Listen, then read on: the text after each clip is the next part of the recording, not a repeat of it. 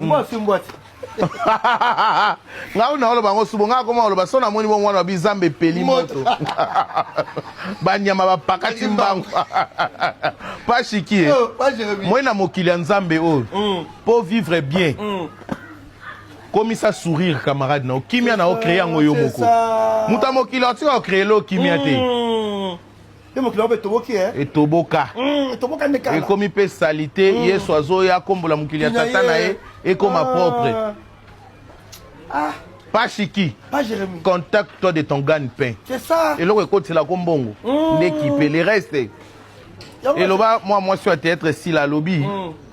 Pendant qu'il y a des gens, au Baïna, ils sans raison. Nous avons aussi de l'opé bateau balingako. Sans raison, c'est ça. Au moment où nous avons dit Chikito nako kufa. Baza. C'est ça. Bayabiso. Baza. On va les raisons sans cause. Oh, sans raison. Sans moto. Nama ben ayo nyos bato otali sana mukili. Ya lingi o ka bongo. C'est ça. Eh. Mokili créé kimia na oyo moko yaya. Muta mokili atika lo pio kimia te po bato ba ko supporter bénédiction baninga te. C'est ça.